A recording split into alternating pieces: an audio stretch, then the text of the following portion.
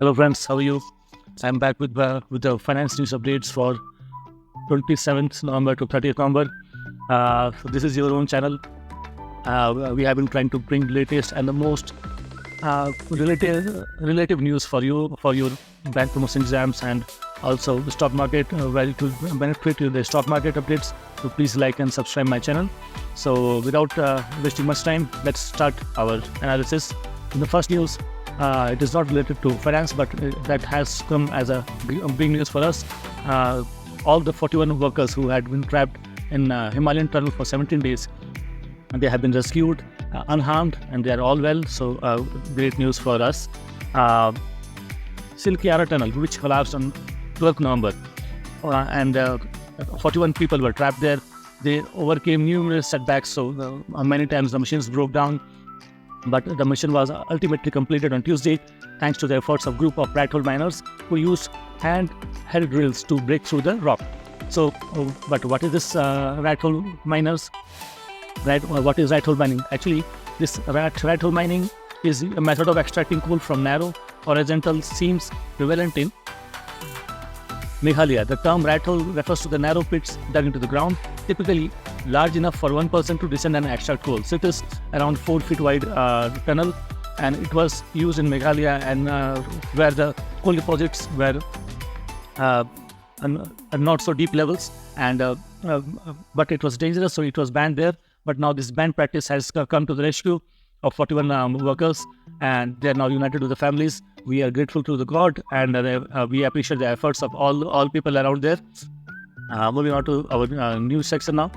RBI has given a statement that they are confident of resolving the issue, and they have also assured that all depositors' money is safe. It is the first time that any bank or cooperative bank is where the board has been superseded by the Reserve Bank of India without putting any business restrictions. So earlier, what RBI used to do, RBI was putting restrictions on the depositors' withdrawals or onboarding new people, where and then there would have been panic in the market, and people will scramble to take out the deposit. So this time RBI has acted as a prevention rather than cure. So this with the cooperative bank, RBI has taken timely action, and they have superseded the board and they have not put any business restrictions. So the bank will continue to function as usual. Only the management now will be handled by the people appointed by RBI. So the multi-state cooperative lender, which was established in 1965. So cooperative bank was established in 1965. It is quite an old bank. So it was under the regulatory watch for about 2 years now. Asset quality of the bank was worsening. Gross non-performing assets increasing substantially with depleting capital position. So that would have put the bank in a tough situation. So rather than waiting for that point to come, RBI has taken timely action. So there is no point for the depositors to worry. The bank is safe. The RBI has clarified this thing. Another news: RBI LIC scheme to keep part of stake in IDBI to reap the benefits of bank insurance. So as we know, IDBI is now having stakes with the government of India, and LIC, they want to exit the bank. But the LIC had clarified that it plans to retain a part of its stake in the lender to harness the benefits of bank insurance. So LIC, though they will divest their stake, but they will not sell it completely, so that they can have a say in the management, and they will be selling their insurance products through IDBI Bank. So a smart move from LIC, I will say. Moving on to the next news, the same that pertains to LIC. Also, LIC is exploring benefit of setting up a fintech arm. So you see now we had covered in our previous news bulletin that our LIC and our other state-owned insurance agencies, they are losing market share from the private institutions because of the tough competition given by them. So one competition where these state-owned insurance companies are lacking is on the digital front. So to cover the gap, to solve that issue, LIC has initiated a total digital transformation project which is named DIVE. It is named Digital Innovation and Value Enhancement. So it is Digital Innovations and Value Enhancement, and they have also appointed a consultant to steer the project. So it will not be steered by the company itself. A specialist will work on it. So that's a good move again. Now, other news, banking unions, they have deferred a planned bank-wise and state-wise strike action. So why was this strike planned for, and what was the problem and how it has been solved? So let's see. Actually, the bank unions, they are protesting over the lack of manpower in banks now.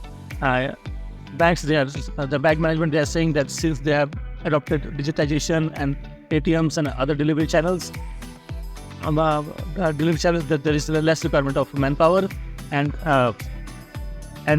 they are reducing this manpower, especially in the clerical grades. But what bank union are saying, first, most of the customers from the state-owned banks, PSUs bank, they are not very tech savvy. Second, the initiative initiated by the banks that has increased the customer base, and also the schemes like Jan Dhan scheme have brought many people, record number of people into the bank's customer base. Also, the bank branches have increased, but they have not assessed the manpower. They have not done the manpower assessment and recruitment as per the size of the business, which has grown now. So they have demanded a broad policy.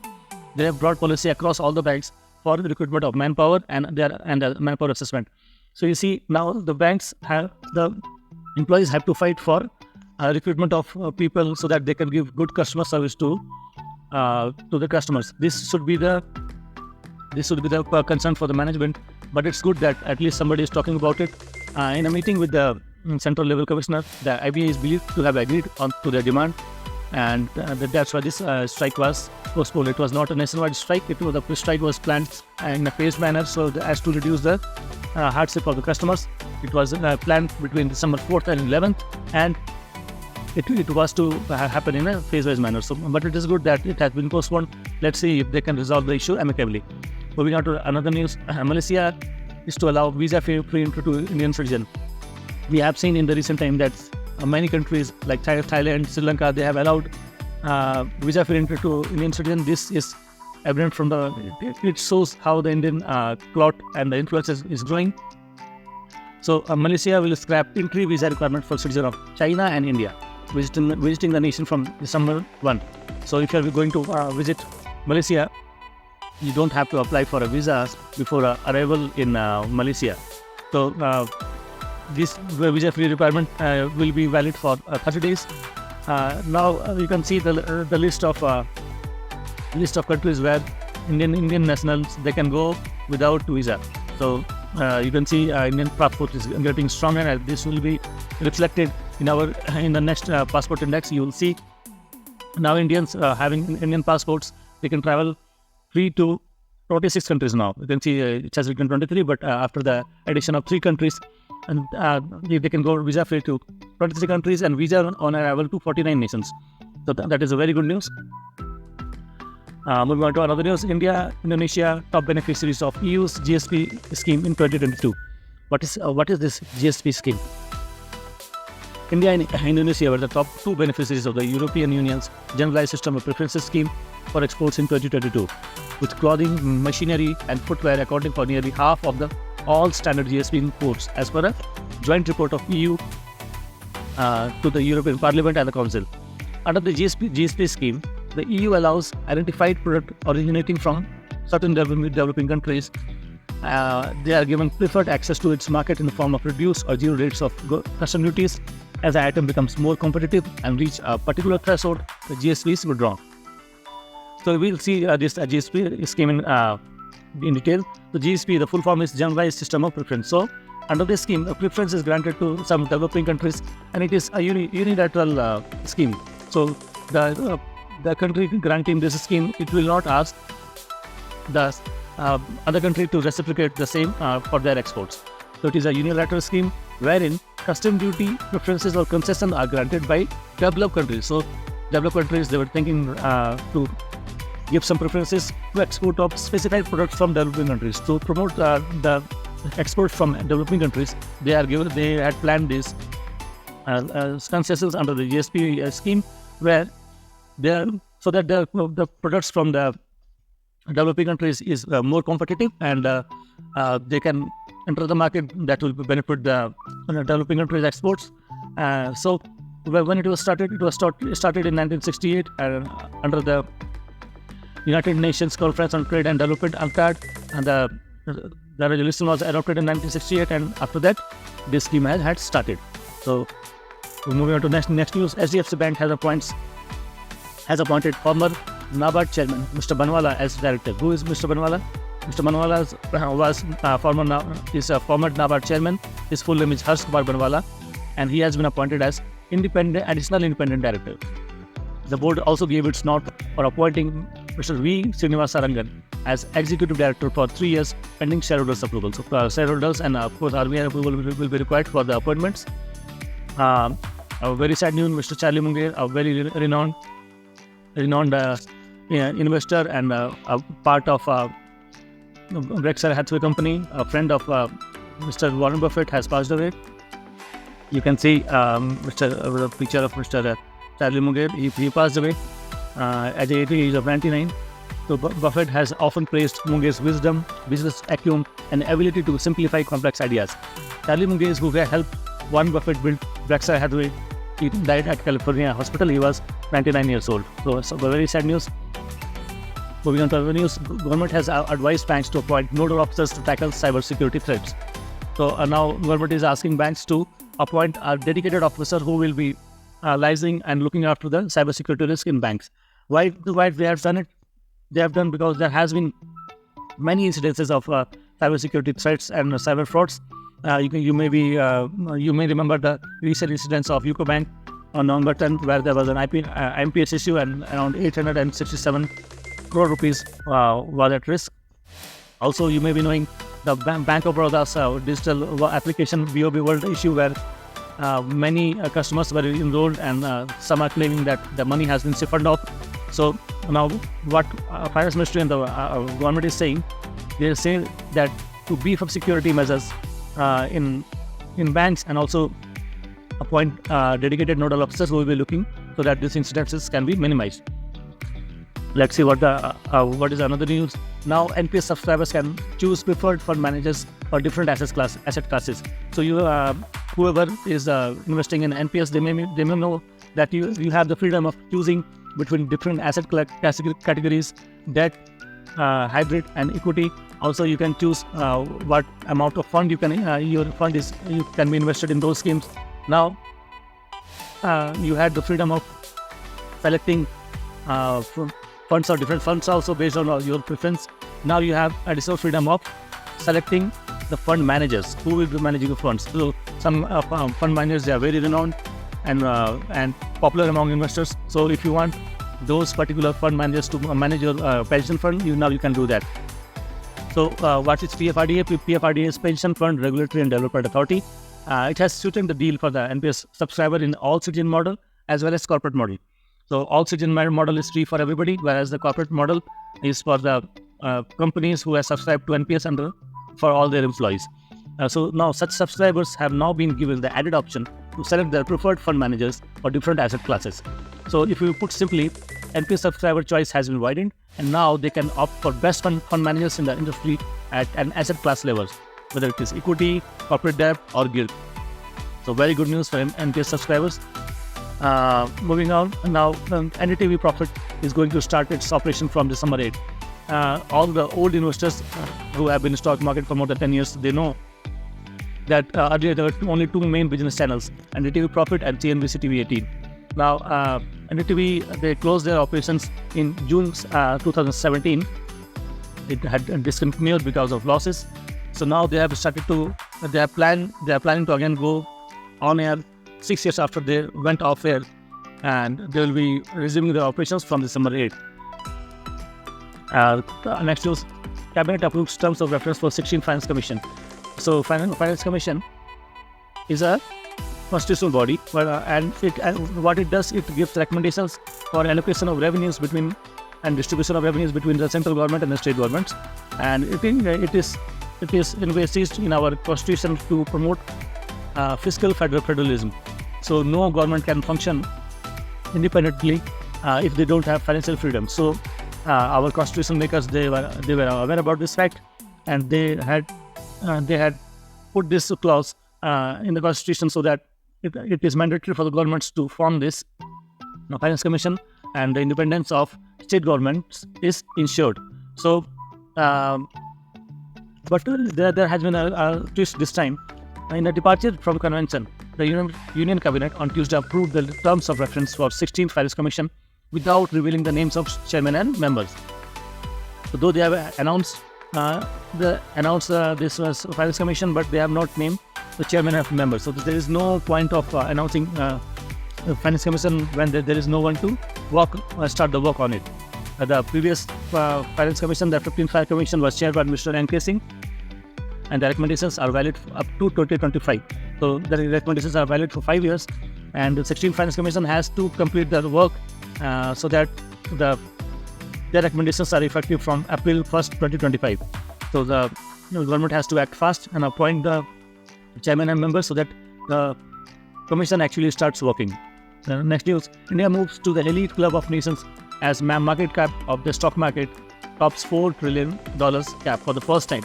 So very few countries are having this $4 trillion market cap of the stock market.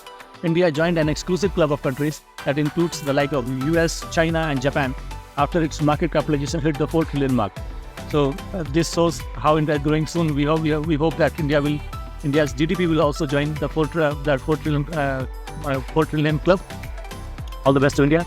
Government invites fresh bid from asset valuers of IDBI Bank. We know that the government is planning to sell its stake in IDBI Bank, and an important part of this process is to get the asset value so that now the bidders can bid for based on the asset the bank is having. So the government on Wednesday issued a fresh RFP for the appointment of asset valuer for strategic sale bound IDBI Bank. The government last week had cancelled the bid process for the appointment of an asset valuer because of low bidder interest. So in the last process, there was not much interest shown by the bidders, and very few bidders came forward. So the government cancelled the process, and they are going to restart again. Maybe the terms are liberalized for the new bidders. Infosys Financial Suits has bagged ordered from the Bank of Commerce for its core banking transformation. Bank of Commerce, which is an affiliate of San Miguel Corporation, they announced on Wednesday that bank's decision to select Infosys Financial Suite for its core banking transformation.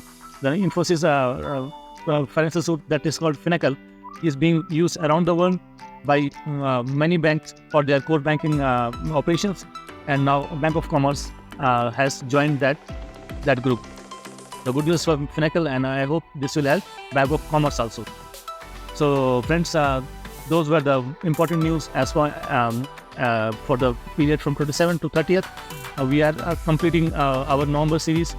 From tomorrow, I'll be bringing the news and analysis for from December 1st. So one more news. So now blending of biogas in CNG has been made mandatory from FY 2026 for household piped gases. Now, in a bid to enhance the consumption of biofuel, the government has announced mandatory blending of compressed biogas with piped gas supplied to household and compressed natural gas. So our Ministry of Urban Affairs, Mr. Hardeep Singh Puri, has announced on Friday the introduction of phase-wise mandatory blending of CBG, compressed biogas, in CNG, transport and piped natural gas or PNG in city gas distribution sector.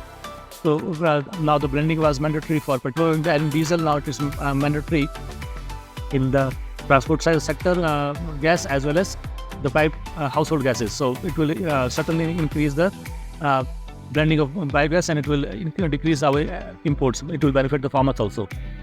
So this was the news for 27th to 30th. Hope this will be beneficial for all of you. I request you to please like, share and subscribe our channel so that we can get the encouragement to continue our efforts. I will be back. In case you want me to make any specific videos or topics, please drop a comment. I will certainly I shall certainly respond, and I will make videos which can be beneficial to everybody. By the time, take good care of yourself, prepare well. Bye-bye.